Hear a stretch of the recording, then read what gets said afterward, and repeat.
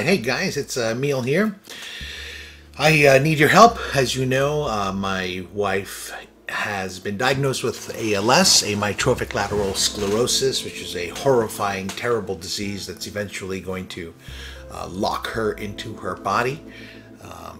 We need your help. If you can donate, please do so by visiting the link that I'm putting up on the screen here. If you are strapped for cash, we can still use your support because there's a lot of stuff that's happening behind the scenes. We're really working with a group of folks and to try to make some sort of a ruckus, if you will, about the situation that has to do with getting the right treatment to the patient. There's a treatment that's currently in the phase 3 trials process, which is basically almost the end of the show here. That's basically the thing that's going to extend the lives of people with ALS. It's you know, until some sort of a cure comes along. It's stem cell therapy. It's very controversial. In my opinion, it's highly political. I have a lot to say about it, including who I really hold responsible for this treatment, this neuron stem cell treatment, not being currently administered to patients that have ALS or people that have ALS or PALS. So, because it ain't, the issue ain't the FDA and the issue ain't the ALS Association. It's much bigger than that. Those are just people. Those are just a couple of groups of people. Yes, I know they can do a lot of harm and they can do a lot of things, but that's not what the problem was. The problem was a much bigger deal. Anyway, maybe I'll talk about it in future vlog sessions. It's a little, you know, prickly for me to discuss because, you know, I work in the public sector and, you know, anyway.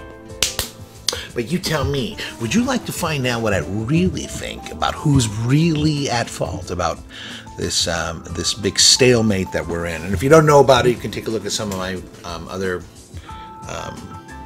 submissions. I talk about it quite a bit in the first couple of episodes. Okay, anyway, a quick update on where Olga is. Olga has gotten a lot better.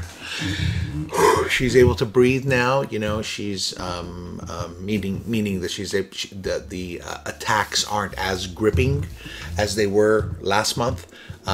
They are still gripping, but just not as gripping. You know. Whereas before, you know, she would sometimes get frozen and literally would lose her balance and topple over. Now at least she knows to lie down, and you know, so it's still very, very terrifying. You know, you're dealing with, you know, your end. You know, and nobody talks about that. Nobody talks about what the end is, because death is a taboo topic in our culture, and actually in most cultures. And so I'm really curious about how we can crack that, because it ain't all right. This is the amount of anxiety that my wife is going through right now is tremendous. A person who's suffering with this kind of a debilitating disease that's just eating your physical body out should not have to deal with that kind of psychological stress as well. And there's nothing you can do about it. You know, unless we can change the way we think about death, you know, unless we can talk about it, you know, in our families, you know, often, you know, and, you know, I have some thoughts about that, but in fact, I even recorded them. Yeah. So, yeah, so we got to talk more about death, you know, and as I recorded this thing, you know, I went back and I watched it, and, you know, I got to be honest, I got nothing to offer, man. It's like, you know, I'm just like, whoa, waxing philosophical, but what is there? You know, asking questions, just like everybody else is asking questions. I think we need to knock it off with the asking questions, and we need to take positions about what death is and how death works. So I decided to scrapola that episode of the Dottore Chronicles, and you know, instead of talking about death, I came to realize that I don't know enough about it for me to offer anything worth of value, because I haven't thought about it myself. You know what? You know, maybe when I was like in my 20s, you know, smoking cigarettes and cafes, you know, in Pasadena, you know, not, you know, in the Sorbonne, but the, you know, the E-Bar, you know, just south of Colorado. No, I'm kidding. You know, but ever since, who talks about this stuff, dude? You become a yuppie, then suddenly you have a mortgage, and next thing you know, you got a third mortgage, and it's like, you get married, and the kids, and the blah, and the boom, and the next thing you know, you're 50. And your wife gets diagnosed with ALS, right? And you haven't been thinking about, let me own my experience. I haven't been thinking about life because it's gauche, right? Because, come on, dude. Haven't you figured that college stuff out yet? Yeah, no, I haven't. So, what's wonderful is once you give up the ever tightening pursuit of career advancement, you remember that you're alive, man. And you know, that's kind of where I'm at. I'm such a lucky dude. I'm working at this really amazing school. My administrative team, the principal I work for, and my partner assistant principal, good guy, you know, great lady, you know, get along. We're all in the same exact age range, you know. You guess which one is younger. Which one of us, I mean. You know, it's just a great gig, and I have so much fun. I get to hang out with 12-year-olds, 13-year-olds, and deal with the drama. I gotta tell you, it's adorable, and I love these kids. I really do. I've come to finally say, thank goodness my path has been revealed. I really like this work, and even though it's a lot of work, it's easy work. It's easy because I love it. It's, you know, it's fun to do, you know, and I can breathe again. I don't have to, and you know, just make sure that I, you know. Anyway, it's not about me, huh? Or is it? Okay, so Olga has been calming down quite a bit. You know, we're still going through a couple of, you know, ups and downs. There's some internal emotional drama that we're experiencing for a number of reasons, all of which we're working through. Like boom, boom. Like, oh, that's the beautiful thing about, you know, choosing the right person. Yeah. The thing about choosing the right person is that when you do come to these kinds of, you know, it doesn't quite match, you know, what you're thinking is not what I'm thinking, you very quickly calibrate, you know, it's like, right, very quickly, you know, because, you know, logic kicks in, right? We both want the best for one another, and we both are willing to sacrifice our own interests and our own desires and our blah, blah, blah, you know, you name it, for one another. And that just makes it so easy to figure out what's the logically best thing to do. You know, it's fantastic. It's fantastic. It's a little clinical, you know, but not really, you know, I mean, we don't really think about it like that. I'm just thinking about it now because it's like what time is it? Oh, 2:33 in the morning. Wow.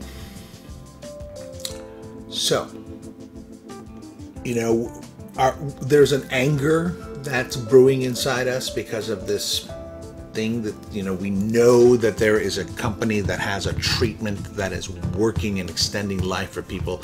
I even, you know, this one guy basically had almost lost all of his breathing, and he got the neuron stem cell treatment and got 3 slams in the back, and he got almost all of his breath back.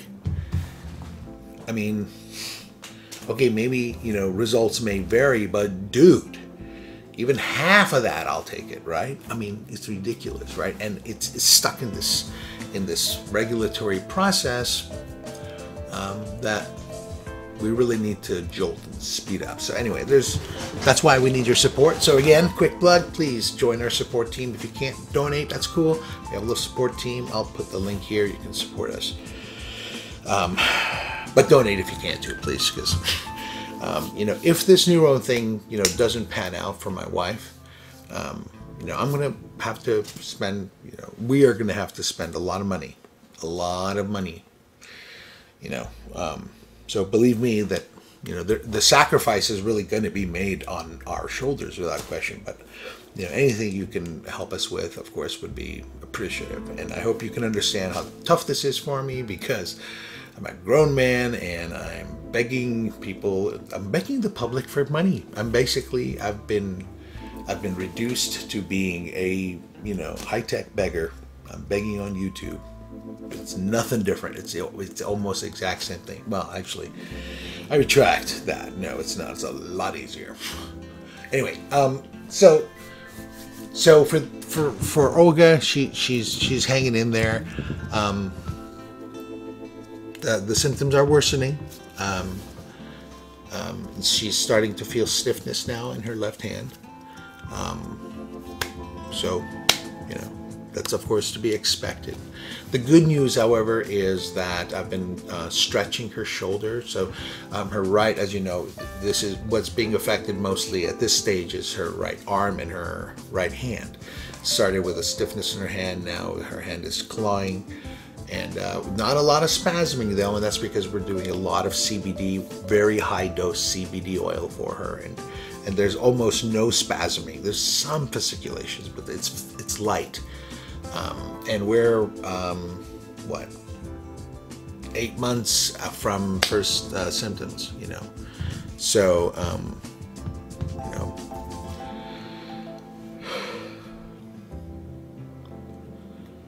so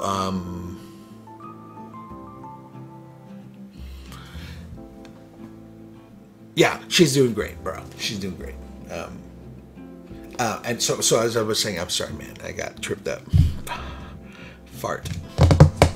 Emotions are a funny thing. That's another thing I want to talk about. I'm so excited about this vlog thing, because nobody really wants to listen to me, right? And at this point, I know nobody really is, because I think maybe my mom has seen me doing this, which is very, you know, she's an important person. You know, I'd rather my mom see this than 10,000 people, right? Mom rules, bro. Okay, so Elizabeth Warren has been on our topic. That's you know, a fascinating Democratic candidate. You know, would be somebody that I would consider voting for without question. Let's see how it goes. But if you didn't see it, she basically, you know, brought ALS to the forefront of the American conversation. She was talking about ALS. She told this incredible story on the second Democratic debates.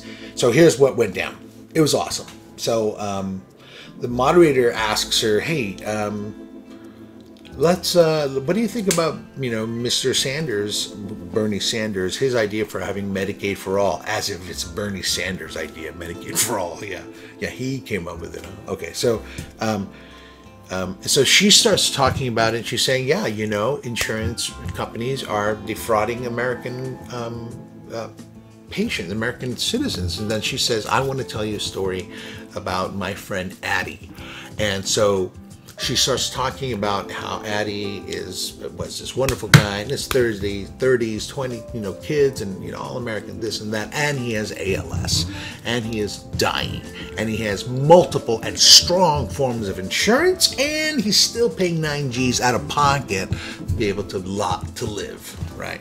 And so at this point, the moderator kind of tries to, you know, tries to slap her down a little bit and say, oh, no, please don't grandstand with your emotional story here, okay? And I get it. You know, maybe it wasn't a cynical approach, and I can see how somebody might think that maybe that's where the candidate is going. But he very respectfully said, hey, Jacko, hold up. That's not what I didn't ask about ALS. I didn't ask about that. I just asked, do you think, who's going to pay for Medicare? And then she came back with, okay, let me answer that question. Billionaires, large corporations, they're going to pay more. Okay, middle-class families, they're going to pay less. That's how it goes. Now, let me tell you back to my friend with ALS, right? ALS. That's big. When was the last time anybody talked about ALS? I mean, I know my millions of viewers are continuously, hounding me about my ALS, opinions. Anyway.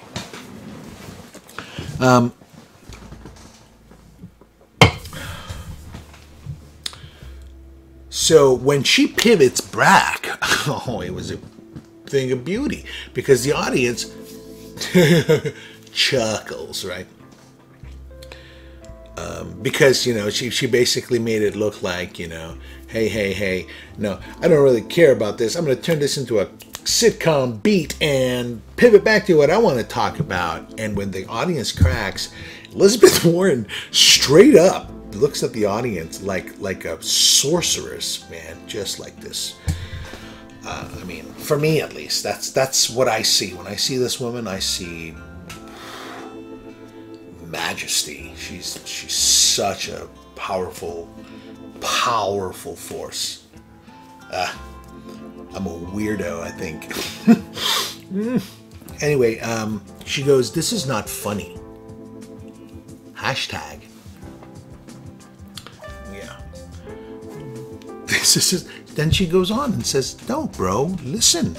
This is life stuff we're talking about here. These insurance companies are getting away with murder.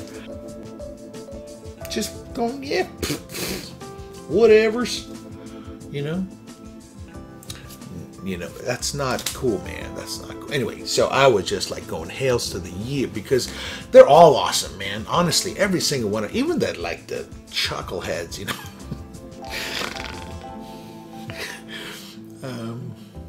It's a great word, huh? Chucklehead. Who was using that word? Oh, was it Osto? Mike Ostovich? Mike, were you? Anyway. Somebody used chucklehead in my life at one point. I remember latching onto it and going, "That's a genius word. I need to use it more often." And I don't. And I'm gonna now, because I got a vlog series. That's right. I got a platform. Okay, so I guess the other thing that's happened is that Olga's doctor has ordered some genetic testing to be done, because there was a slight suspicion that maybe somebody, I believe it was her great uncle, who may have had some sort of a palsy or some sort of a stroke. She doesn't remember, but she does remember that her uncle was carrying his arm like this, right? Like Olga does. She carries her arm like this often, not always. There's a psychological thing that's happening where, because you don't use your arm as much, the muscles and the ligaments start to, weaken, right? And so you lose muscle mass, and as a result, you feel like your arm is just like dropping all the time, right? Which then affects your shoulder, which is why I've been stretching her shoulder lately. So anyway, the way she compensates for it is she lifts her arm up and she kind of keeps it this way, and it also helps her with her balance, because her actual gait she's actually lost balance, and it's not because she has multiple sclerosis. That's usually a symptom of multiple sclerosis, but that's not what's happening with her. It's because her arm, the muscles, the strength in the right arm is weakening from the left arm. It's literally doesn't weigh as much, literally. Just doesn't weigh. I don't have to say it literally. It just doesn't weigh as much, literally. So she carries it this way, so she doesn't. Anyway, so that's what her uncle used to do, or her great uncle used to do. So she was thinking maybe that's what's up. And Dr. Eva said, "No problemo." Bam, orders like genetic testing. When she went in to draw blood for it, the technician told her, "I've never seen this before." Incredible. And this is like UCSD, right? We're not talking, this is a pretty, it's a La Jolla, it's an affluent part of the world. And anyway, the technician was like, wait, there's so much energy. She goes, "There's tests in here that she didn't think were real." Wow, it's interesting. All of that stuff is in the process, but there's a whole thing that's happening now. So the insurance, So the insurance company, of course, is saying this is going to cost them a little less than $10,000, this genetic testing thing, which is ridiculous, right? I don't want to blame the insurance companies on that one. Come on, bro, really? $10,000 for genetic testing just to find out information? And it's, it's a different kind of, it's not, what do you call it, 23andMe level stuff. It's hardcore.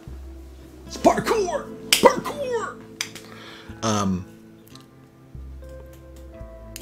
So the insurance company just said, well, before we pay for that, why don't we send this young lady to something called genetic counseling? And I'm looking forward to figuring that thing out. But it's kind of like I'm assuming some sort of a primer, to kind of say what it is, what it isn't, what's going to happen, what's not going to happen.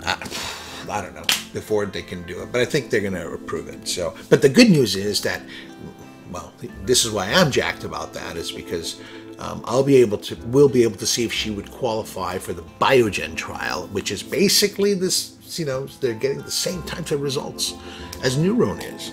Okay, so as I was saying, I have been thinking quite a bit about stuff, philosophy stuff, right? Does it to you? This kind of a thing happens.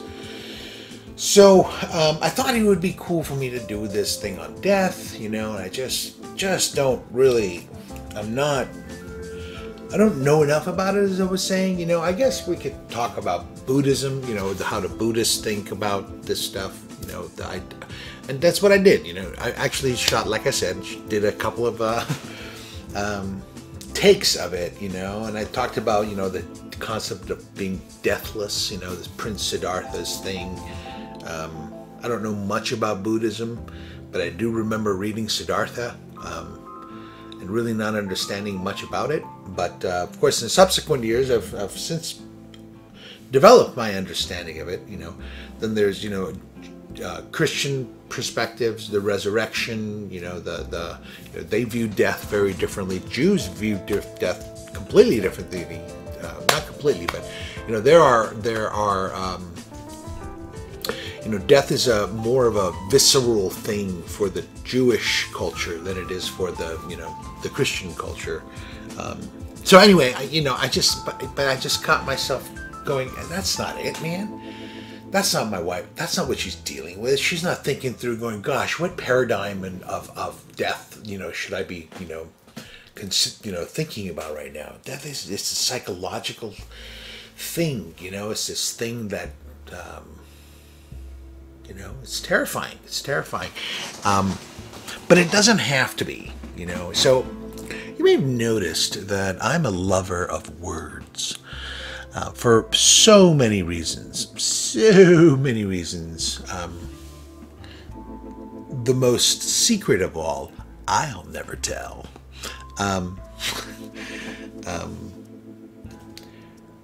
But there's, I like to start by learning, the language, right? Now, death is, death in English, right? But it's mort in many other European languages, and the Arabic languages, and the Farsi, for example, Armenian, none of those are Arabic. Arabic is Arabic, but yeah. What's an Arabic languages? No, it's Arabic. Sorry. Arabic, Farsi, the Middle Eastern languages, or maybe the Slavic languages, they all use different language, different word, and it matters. It matters because I think it's directly connected to how the actual culture thinks about death. So, for example, in Old English, just trust me when I tell you, you trace the word back, it goes back to Proto-Indo-European language.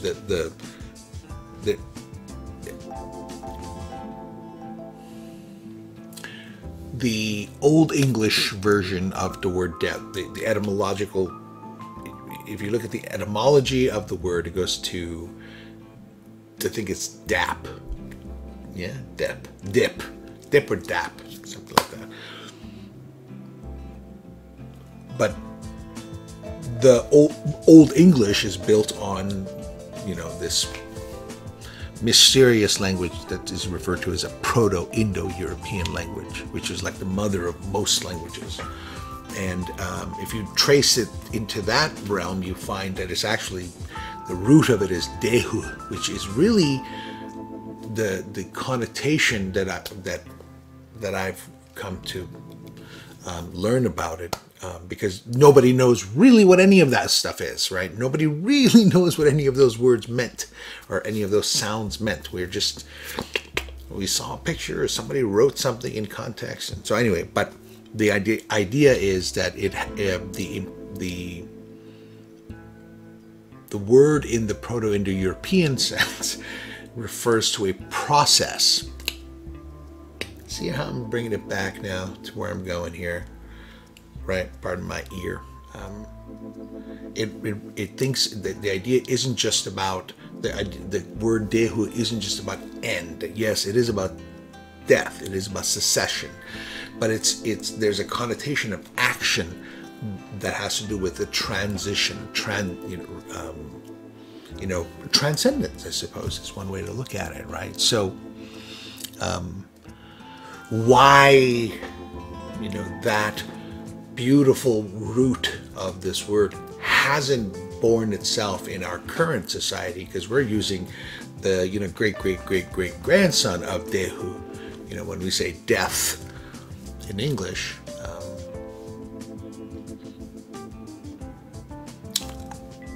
I was going to say I don't know, but I do know.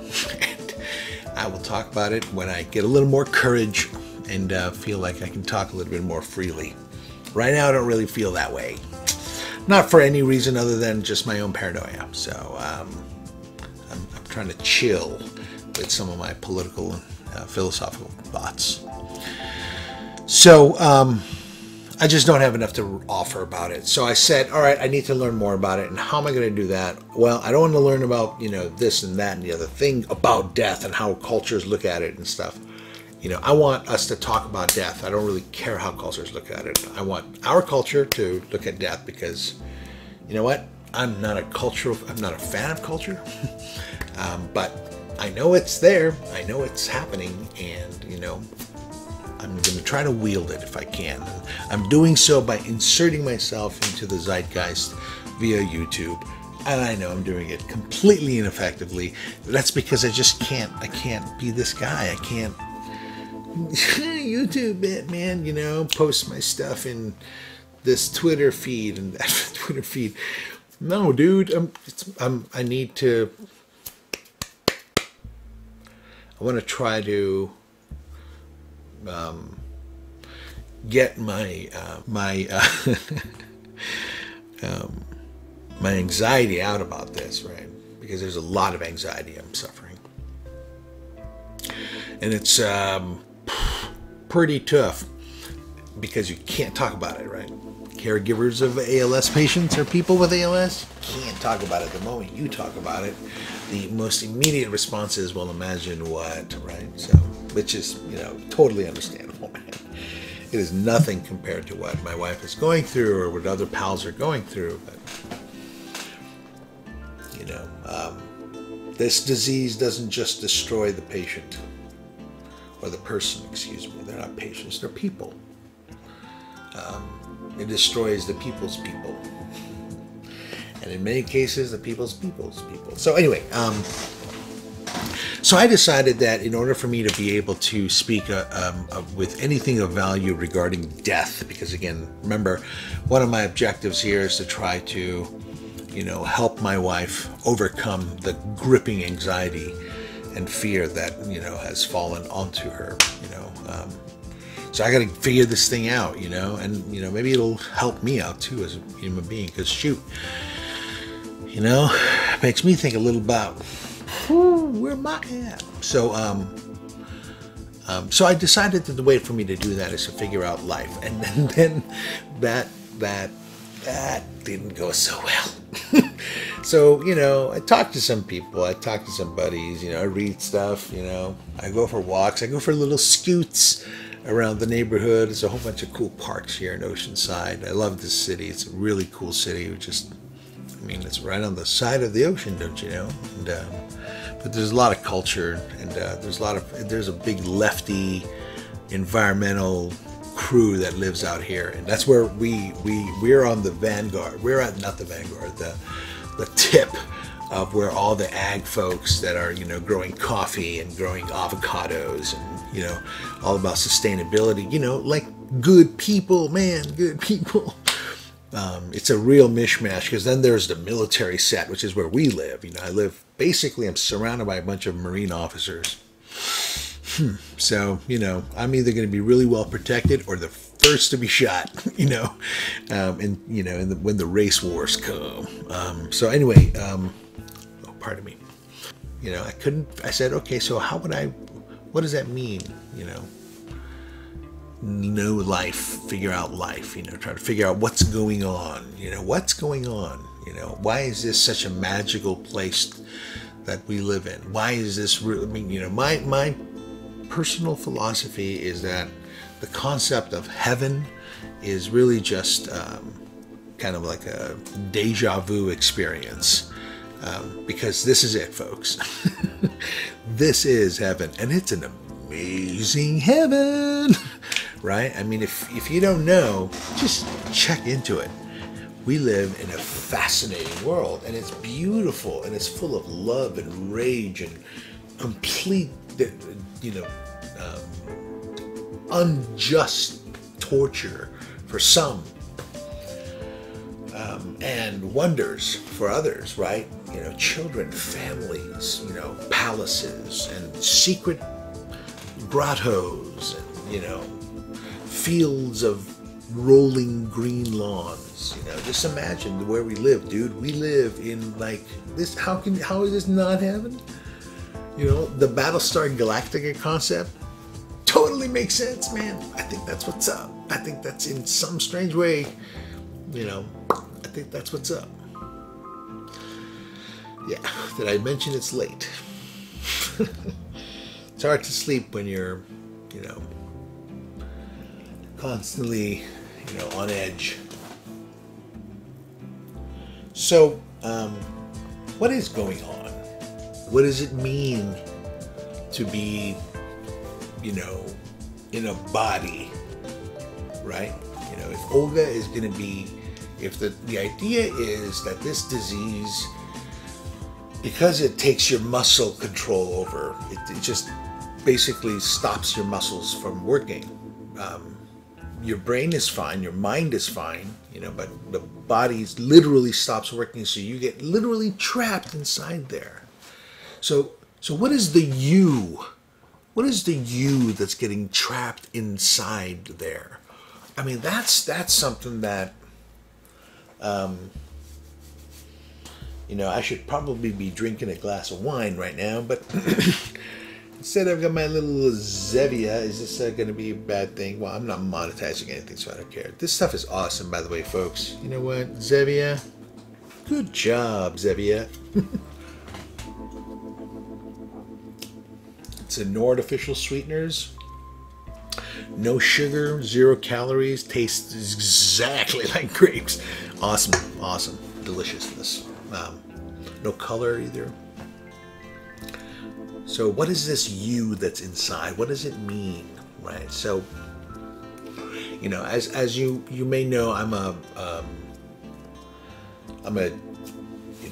I've read and listened to pretty much everything that this particular philosopher has written.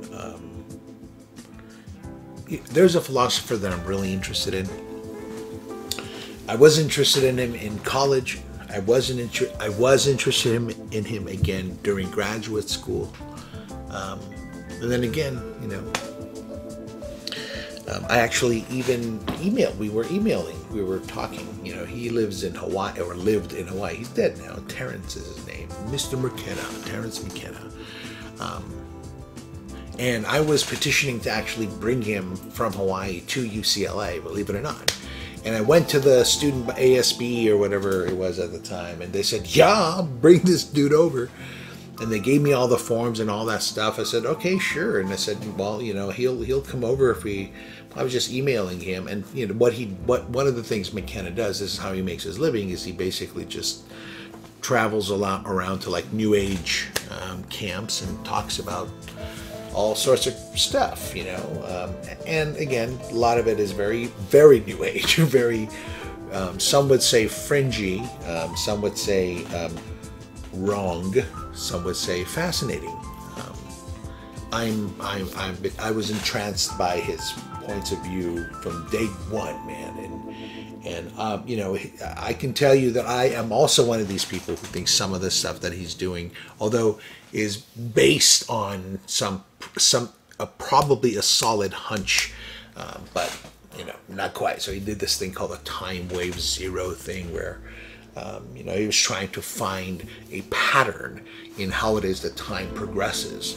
And he was suggesting that, you know, if you think of the concept of fractal geometry, you know, as one thing leads into itself, basically, he was thinking that we might be able to find an echo of what that pattern is, of how it is that life, you know, moves forward or the universe works, if we were able to find, you know, something like, for example, you know, in the, you know, the patterns of a leaf, or you know, the colors of a field, or what he stuck it to, which was the King Wen sequence of the I Ching. So anyway, see what I'm talking about? You know, but the cool thing is that all these geniuses have been whack jobs. You know, for example, and again, I say this with respect to my Christian brethren, you know, you think everything Jesus said was gold, bro? You know, there was stuff that didn't make the cut, right? I mean, I think literally, right? It's called the Apocrypha, I think. I'm not sure, but something like that, right? I mean, there was stuff that didn't get in, right? Including apparently an actual gospel, literally, not a gospel. I don't know, something. I heard something about, I remember reading something about, anyway, who cares? Anyway, the point is, yeah, man, I mean, even brilliant philosophers, you know, people of real insight, people who have been touched, you know, people who have maybe some genetic code, maybe, that gets activated as a result of some event that occurs. You know, I'm into that, man, and I do think that the prophets, as history has laid them out to be, and the, you know, great, you know, historical figures that would be considered things, maybe perhaps like wizards and sorcerers and, you know, that kind of stuff. I buy all of that stuff, you know, with a grain of salt, of course, because, you know, it's got to be based in reality. Maybe not reality, but some science, right? Some base, right? But some of this stuff is a little whack, right? I mean, you know, they say crazy things, you know. So, you know, I certainly don't condone, or condone is not the right word, sorry, promote him or anything like that. You know, I mean, he's dead. He's gone, long gone now. So this is not a, I don't know. I'm not promoting the guy. It's really, you know, he's there are other ways to learn the things that McKenna was trying to, oh, fascinating. Are you serious? Yeah, okay, so what is the you? So I went back to McKenna's stuff, you know, just to kind of see what was he thinking, man, and what was he saying. And, you know, I came across this wonderful thing, this lecture he gave in 99, or 98 or 99. Right, when I was in touch with the guy. Oh, yeah, I didn't finish the UCLA story. Let me finish the UCLA story first. So yeah, he agreed to it, and he said we were emailing, saying, you know, email was still somewhat a new thing. You know, it wasn't necessarily new to me, but people were still kind of going, "What is this thing?" at the time. But Terrence was all over that stuff, like back from the early '90s. He was very techno forward. So, anyway, when we started talking, and we started talking about basically the use of drugs in dance culture, right? Rave culture, this world, right? Anyway, that's what we were talking about. I was saying, look, there's this thing that's happening. People are finding their spirit, and they're finding things. There's a resurrection of the 50s and 60s, with Jim Morrison and the whole let's do cool drugs and stuff. And MDMA had just started to come into the rave scene, the rave culture scene. And I wasn't into that scene. I wasn't into rave culture at all. Actually, I thought it was pretty... anyway, no opinions, bro. No judgments, dude.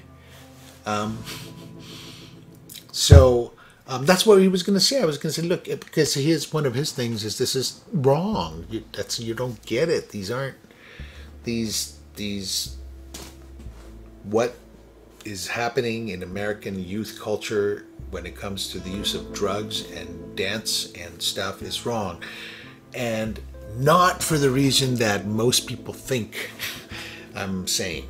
All right, it isn't because of the whole idea of drugs are bad and you're going to get hooked into cult mentality, and no, not because of any of that stuff, not because of that. This for a whole bigger reason.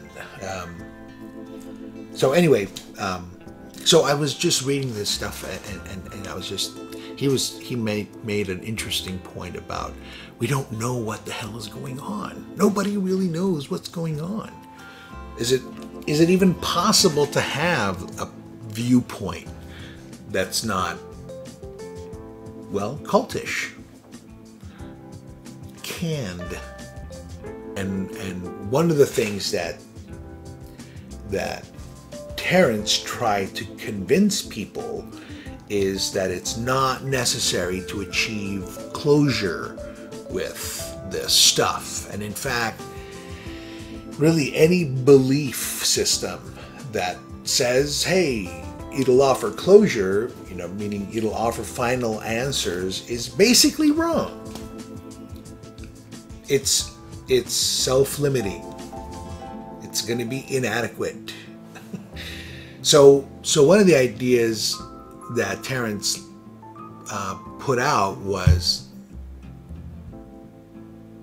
it maybe seems strange, but maybe not, the idea that ideology is not our friend. So I mentioned this was a Buckminster Fuller concept, right? It's not a matter of choosing from the variety of ideologies and rejecting the flawed, the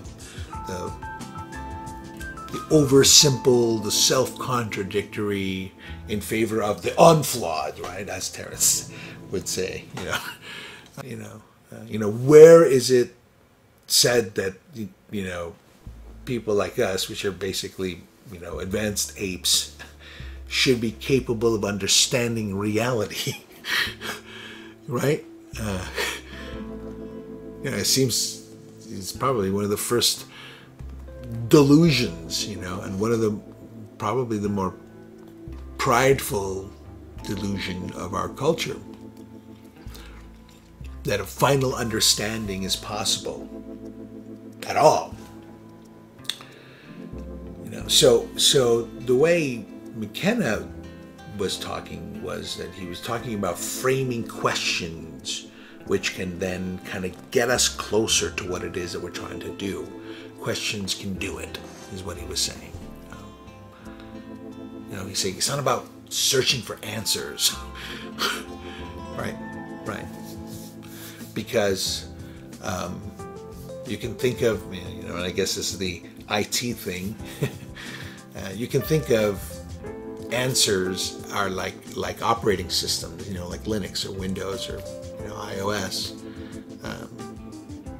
They're constantly being upgraded, right? You're not going to be able to keep up with all of it. So anyway, all of that stuff kind of got a little too esoteric for me, and again, I'm trying to really keep in mind, trying to be as focused as I can about these submissions. It's just that, when you're dealing with life and death stuff, a lot of stuff opens up, a lot of gates open up, and you kind of feel like you owe it to yourself to go down that path and say, well, how am I dealing with sorrow? Is that something I'm even capable of working with? Or, and for some people, it's much heavier than sorrow, So anyway, I decided that, dealing with questions of life and death is, again, I need to think more on it. But what I can think about, something I do want to think a little bit more about, is the stuff that, again, going back to McKenna, he writes a lot of stuff about, there was a period of his time where he was talking quite a bit about something called Eros and the Eschaton.